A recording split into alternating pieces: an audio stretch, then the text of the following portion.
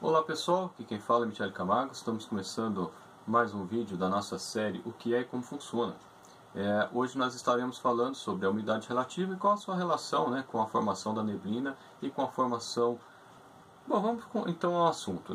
Antes da gente falar do que é a umidade relativa, vamos entender como é a composição do ar.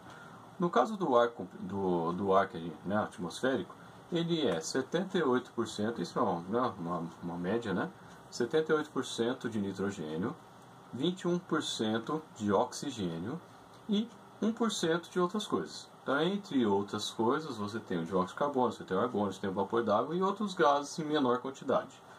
Então, daqui dá para a gente entender quando a pessoa está com algum problema respiratório, ela respira oxigênio puro, porque aí ela vai ter uma eficiência maior, digamos assim, em relação à respiração.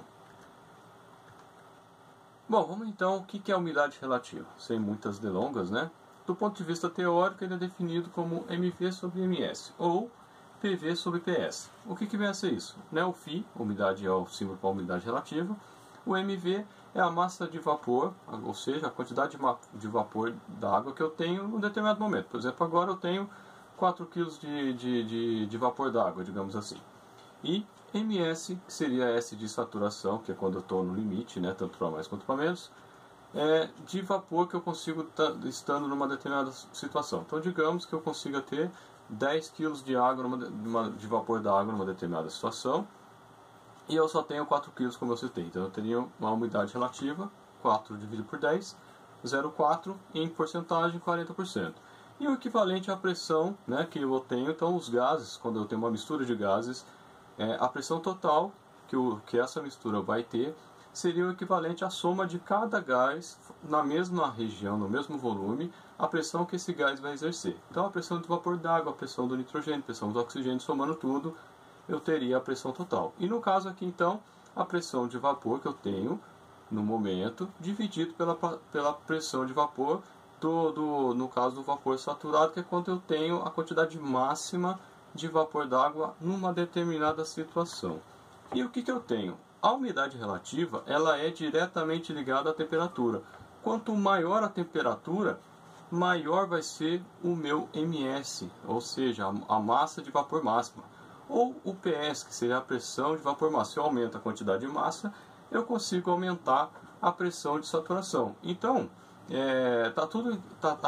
a relação que nós temos, digamos assim, está justamente nisso. Então, só que assim, a gente está falando do ponto de vista técnico, Vamos falar um pouquinho, vamos traduzir isso que a gente está dizendo, para que qualquer pessoa possa entender que não seja da área técnica.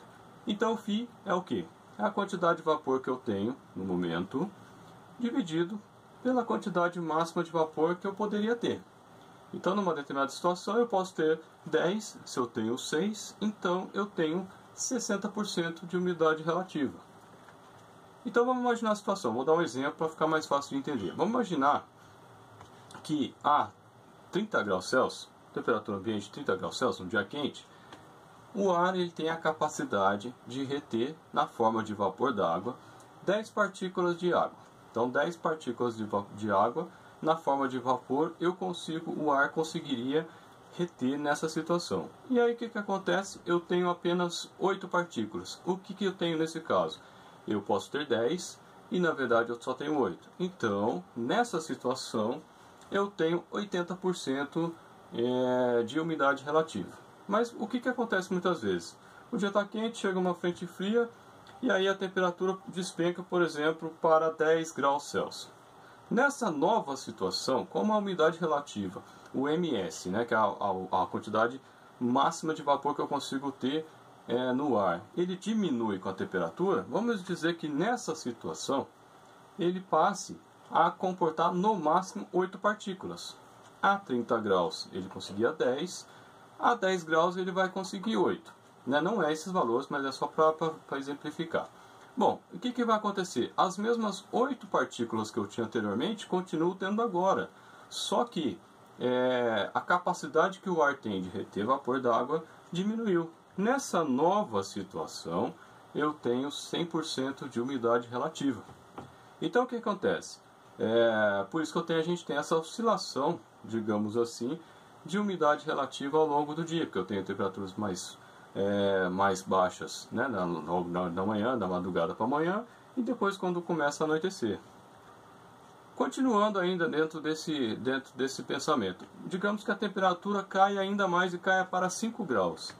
Nessa situação, digamos que o ar consiga reter no máximo 6 partículas de vapor d'água, e não mais 8 como era a 10 graus Celsius.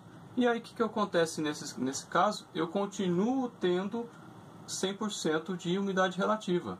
Só o que vai acontecer? Nesse caso, eu tinha 8 partículas, mas o ar só consegue reter 6 partículas de vapor d'água. Então, nesse caso, 2 partículas vão condensar, ou seja, virar água líquida. E nessa situação aqui, que a gente tem a pressão atmosférica e tudo, né, está relacionado com a pressão atmosférica também, a gente tem o chamado aqui ponto de orvalho. O que seria o ponto de orvalho? Seria o ponto, dentro de uma determinada condição, que eu passo a ter a formação de líquido, ou seja, eu passo a ter a condensação do vapor de água. Por isso que em dias mais frios, a roupa demora mais tempo para secar. Por quê? Porque eu tenho a roupa molhada. A quantidade, como a temperatura está menor, a quantidade de vapor d'água que eu consigo ter nessa situação é menor. Então, uma quantidade menor de vapor d'água de água líquida, se transforma em vapor. Então, demora mais tempo, né, para a gente ter uma mudança, para que a gente consiga que a roupa venha a secar. Bom, aí, entendendo o que é a umidade relativa e qual que é a sua relação com a temperatura, uma vez que eu tenho uma temperatura baixa, o que vem a ser a neblina? A neblina nada mais é do que vapor d'água que condensou e fica em suspensão no ar. Então, quando você está lá dirigindo uma estrada, normalmente em regiões de serra, é o que é mais frequente, o que a gente tem? A temperatura baixa, o vapor d'água que estava, né, a água que estava na forma de vapor no ar, começa a condensar. Por quê? Porque caiu a temperatura e a quantidade de vapor d'água que o ar consegue reter diminui. Então parte desse vapor d'água se transforma em líquido. Só que são gotículas, né? São gotículas bem pequenas. Então essas gotículas, elas ficam em suspensão no próprio ar. Então quando a gente visualiza, na verdade a gente está visualizando água líquida, mas que está dissolvida, digamos assim, no ar. E aí o que acontece quando a temperatura começa a subir? Esse vapor, essa água que estava na forma líquida começa a vaporizar novamente. E aí onde, entre aspas, some a neblina. O orvalho, ele tem a mesma analogia. Só que o que é o orvalho? O orvalho nada mais é do que o vapor d'água que condensa sobre a superfície dos corpos que estavam ao ar livre. Então, digamos, você deixou alguma coisa fora, o carro estacionado fora, numa garagem, por exemplo, que não seja coberta. E aí o que acontece? A temperatura durante a noite cai, você tem ali a superfície do carro e eu tenho a vaporização, ou melhor, a condensação do vapor d'água sobre a superfície do carro. E logo quando começa a esquentar, por causa do sol, essa água que estava líquida volta à forma de vapor. E isso que é o que a gente vê, né, nos campos e tal, as flores e tudo mais molhadas, né? Então porque a quantidade de vapor d'água que eu tenho, que o ar tem capacidade de absorver, é cada vez menor, quanto menor a temperatura, e com isso eu passo a ter então essa condensação. Basicamente é isso que a gente tem com relação à umidade relativa, a neblina e o orvalho. Bom pessoal, espero que vocês tenham gostado, chegamos ao fim. Se gostar, compartilha, se gostar, dê um joinha. Você pode também estar ajudando a promover esse canal, né? Então você pode financeiramente comprando alguma coisa na nossa loja, então magazinevocê.com.br/magazine engenharia e companhia. É tudo garantido pelo Magazine Luiza, né? Não vem nenhum dados pra gente, é tudo, né, o sistema do Magazine Luiza. E você pode estar comprando, sossegado aí, que você vai comprar alguma coisa, você pode dar preferência pra gente, vai estar nos ajudando aqui a manter e trazer mais informações aqui dentro do canal. Beleza, pessoal? Obrigado e a gente se vê no próximo vídeo.